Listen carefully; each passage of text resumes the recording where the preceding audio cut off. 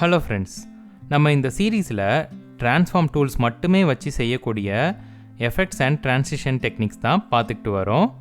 இதோட தொடர்ச்சியாக நம்ம இன்றைக்கான வீடியோவில் ரொட்டேஷனல் ஆங்கிள் யூஸ் பண்ணி செய்யக்கூடிய இமேஜ் டு இமேஜ் ட்ரான்சிஷன் எப்படி பண்ணுறதுன்னு பார்க்கலாம். வாங்க நம்ம லைஃப்பை மேம்படுத்தும் ஸ்கில்ஸ் வளர்ப்போம்.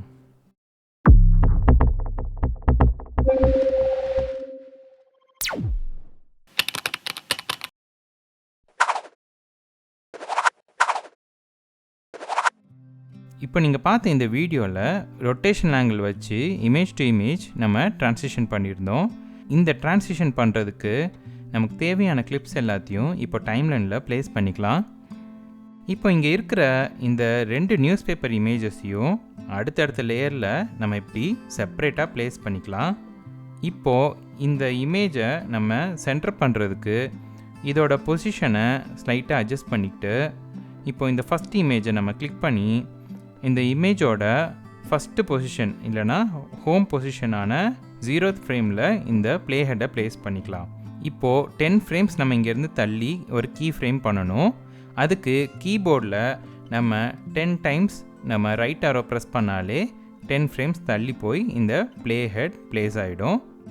இப்போ ப்ளேஸ் பண்ணதுக்கப்புறமா இதோட ஹோல் ட்ரான்ஸ்ஃபார்ம் செட்டிங்ஸோட கீ ஃப்ரேம்ஸை செலக்ட் பண்ணிக்கலாம். இப்போது மறுபடியும் இதோட ஸ்டார்டிங் ஃப்ரேம் போயிட்டு இதோட கீ ஃப்ரேம்ஸை மறுபடியும் ஆக்டிவேட் பண்ணிடலாம். இப்போ ஜூம் 1x1ன்னு இங்கே இருக்குது. அதுக்கு பதிலாக நம்ம இந்த ஜூமை கம்ப்ளீட்டாக 0 பண்ணிடலாம்.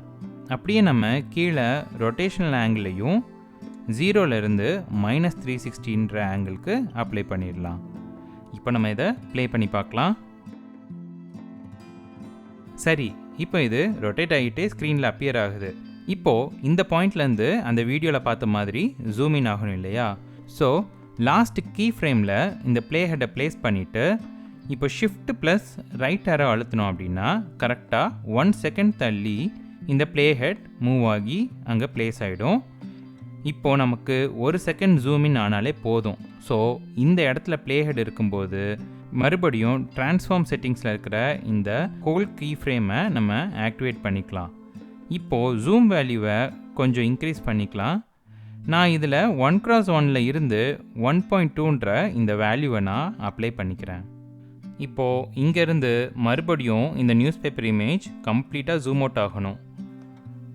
ஸோ அதுக்கு நம்ம தொடக்கத்தில் பண்ண மாதிரியே 10 ஃப்ரேம்ஸ் நம்ம தள்ளி இந்த ப்ளே ஹெட்டை மூவ் பண்ணணும்.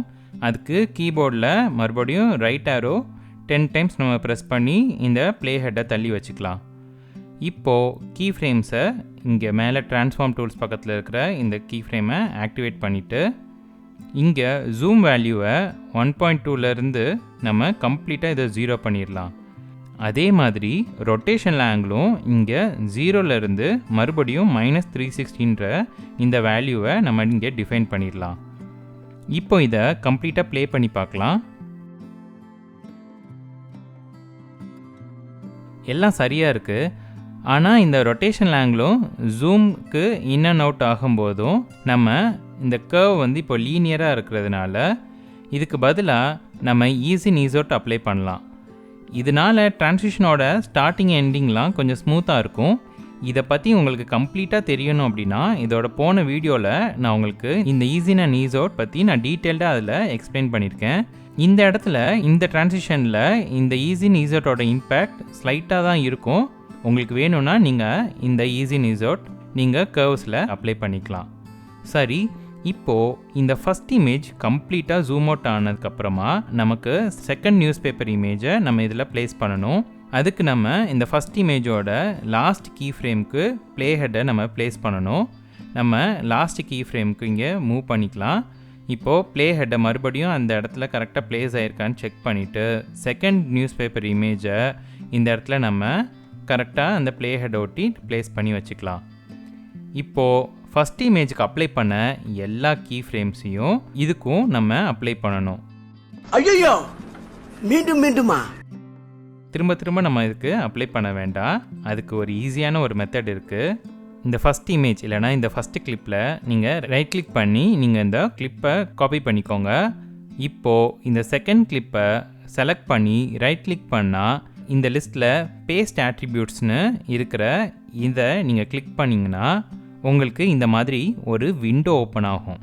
இந்த விண்டோவில் நீங்கள் பார்த்தீங்கன்னா ஆல் வீடியோ ஆட்ரிபியூட்ஸ்னு இருக்கிற இந்த செக்ஷனுக்கு கீழே மோஸ்ட் ஆஃப் த இன்ஸ்பெக்டர் டேபில் இருக்கிற டூல்ஸ் எல்லாமே டிஸ்பிளே பண்ணியிருப்பாங்க.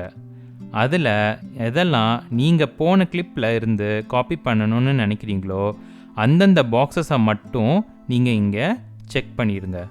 இன்கேஸ் உங்களுக்கு என்னெல்லாம் டூல்ஸ் போன கிளிப்பில் பண்ணோன்னு தெரியலன்னு நினச்சிங்கன்னா எல்லாத்தையுமே நீங்கள் காப்பி பண்ணிக்கலாம்.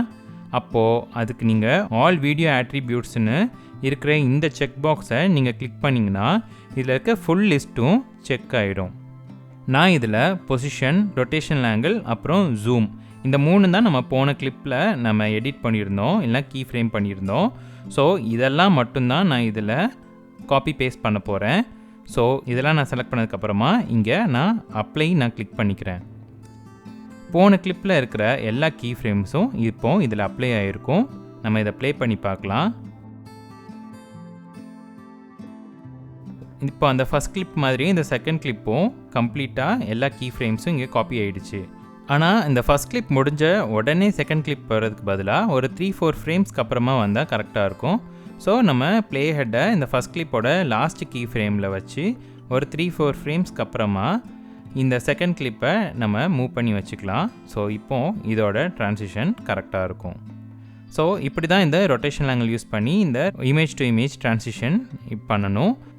ஸோ இதோட இன்றைக்கான இந்த வீடியோவை நம்ம ஸ்டாப் பண்ணிக்கலாம். இந்த மாதிரியான ட்ரான்ஸ்ஃபார்ம் டூல்ஸ் மட்டுமே வச்சு செய்யக்கூடிய இன்னும் சில ட்ரான்சிஷன்ஸும் எஃபெக்ட்ஸும் இருக்குது. அதை நான் அடுத்த வீடியோவில் உங்களுக்கு நான் காட்டுறேன். இந்த டெக்னிக்ஸ் எல்லாத்தையும் நீங்கள் ட்ரை பண்ணி பாருங்கள். உங்களுக்கு ஏதாவது டவுட்ஸோ கிளாரிஃபிகேஷன்ஸோ இருந்துச்சுன்னா அதை நீங்கள் என்கிட்ட கமெண்ட் செக்ஷனில் தெரிவிக்கலாம். அது மட்டும் இல்லாமல் இந்த வீடியோவை பற்றின உங்களோட கருத்துக்களையும் கமெண்ட் செக்ஷனில் எனக்கு தெரிவிங்க. இந்த வீடியோ உங்களுக்கு பிடிச்சிருந்துச்சுன்னா இந்த வீடியோவை நீங்கள் லைக் பண்ணுங்கள். மறக்காமல் இந்த வீடியோ உங்களோட ஃப்ரெண்ட்ஸ் யாருக்காவது யூஸ்ஃபுல்லாக இருக்கும்னு நினச்சிங்கன்னா அவங்களுக்கு இந்த வீடியோவை ஷேர் பண்ணுங்கள். ஸ்கில்ஸ் வளர்ப்போம் சேனலுக்கு மறக்காமல் சப்ஸ்கிரைப் பண்ணிக்கோங்க. மீண்டும் இன்னொரு வீடியோவில் உங்களை சந்திக்கிறேன். தேங்க்ஸ் ஃபார் வாட்சிங்.